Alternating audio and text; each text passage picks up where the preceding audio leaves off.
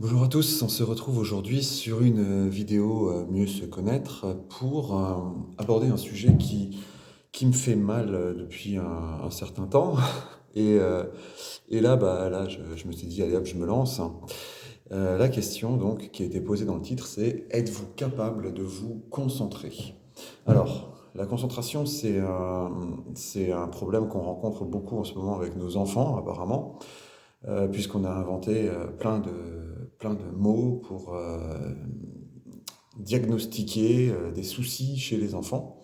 Alors je dis pas qu'il y en a pas, hein, je dis pas qu'il n'y a pas des enfants qui ont un vrai problème physiologique ou pathologique, mais il y a quand même, à mon avis, d'autres raisons.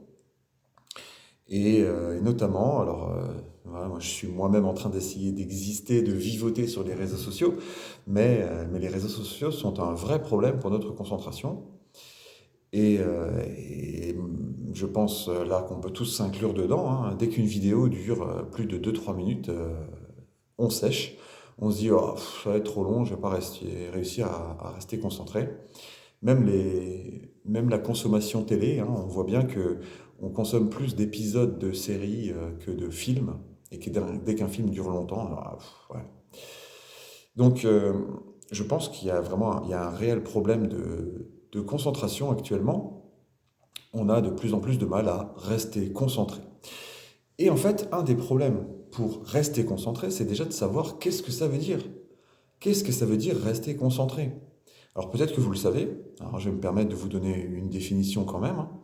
Donc la concentration, c'est la faculté à focaliser toute son attention sur un seul sujet. Et donc, est-ce qu'on est capable de faire ça?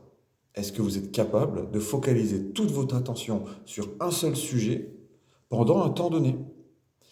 Alors forcément, quand on dit ça, on dit ouais, mais ok, bah, quel sujet, hein? Et puis qu'est-ce qu'on appelle toute son attention? Et bah, toute son attention, ça veut tout simplement dire que vous ne pensez à rien d'autre pendant un temps donné.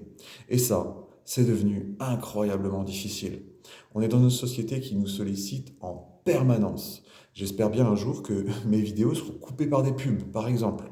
Et donc, être coupé par une pub, eh ben, ça casse votre concentration. Puisque pendant ce temps-là, vous êtes obligé de sortir votre attention de ce sur quoi vous étiez en train de la porter pour la porter sur au moins le fait de zapper la pub. Et sinon, bah, votre attention, elle est attirée par un autre sujet qui est celui de la publicité.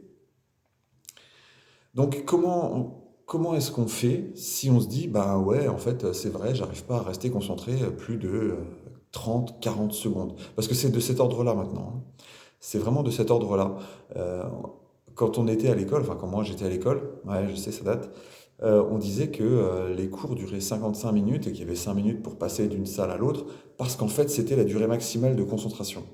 Et ben maintenant, c'est plus 55 minutes. Non, non, non, non, non, non. Le gros maximum, hein, ça doit être dans les eaux de un quart d'heure, grand maximum. C'est-à-dire qu'au bout d'un quart d'heure, votre attention, elle part forcément ailleurs. Elle part forcément sur autre chose. Par contre, est-ce que vous êtes capable de vous concentrer vraiment au moins pendant une minute? Eh ben, je vous propose de faire le test. Alors, on va pas le faire là. D'abord, je voulais le faire maintenant, là. Je voulais vous proposer de le faire. Mais bon, ça va bouffer 1 minute de vidéo et si ça vous intéresse pas, vous allez partir.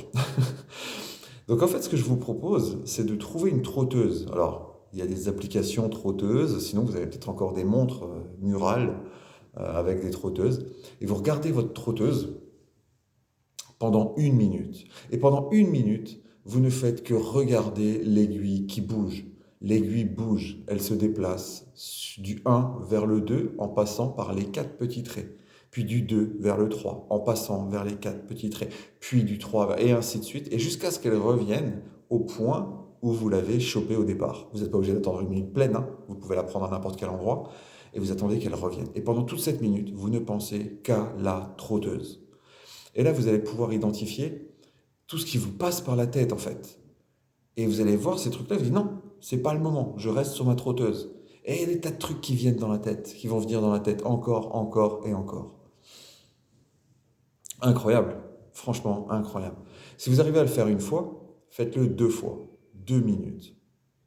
Après, bien sûr, vous allez me dire, ouais, mais c'est du temps perdu. Ouais, C'est un autre problème de la société et de la concentration, c'est qu'on a cette sensation, on est tellement sollicité par plein de choses, on a tellement de choses à faire. Tout le monde, hein, tout le monde a vraiment tellement de choses à faire. Il y a des gens qui me regardent et qui me disent non, écoute, moi, ça va, j'ai franchement l'impression d'être pépère. Peut-être, mais même vous qui avez l'impression d'être pépère, votre activité, elle est, vos activités sont multipliées par 4 ou par 5 ou par 10 selon le temps qu'on va remonter en arrière. On est tous en train de penser à plein de choses en même temps. Même si c'est pas grave, même si on stresse pas, même si on n'angoisse pas, même s'il n'y a pas tous ces problèmes-là, on a quand même énormément de mal à rester focalisé sur une seule chose pendant un temps donné. Et donc, si vous arrivez à le faire pendant 1 minute, essayez de le refaire pendant 2 minutes sans vous dire je perds mon temps parce que j'aurai autre chose à faire. Parce que le fait de perdre son temps parce que j'aurai autre chose à faire, ça veut aussi dire que je ne suis pas capable de me concentrer sur une seule chose. Donc, essayez de faire ça. Ah, petite alarme du téléphone, de l'ordinateur. Alors, dernier point que je voulais vous donner là sur l'histoire de concentration, c'est-à-dire de focaliser toute son attention sur un point. Attention à rester aussi vigilant sur ce que vous êtes en train de faire. Parce que, par exemple, c'est vrai que moi j'utilise, pour développer la concentration, j'utilise parfois aussi le feu. Le fait de dire, ben voilà, tu vas regarder la flamme pendant 1 minute. Et pendant 1 minute, tu vas penser à rien d'autre que la flamme. Ça marche bien. Ça marche bien parce que on arrive à se vider un peu la tête.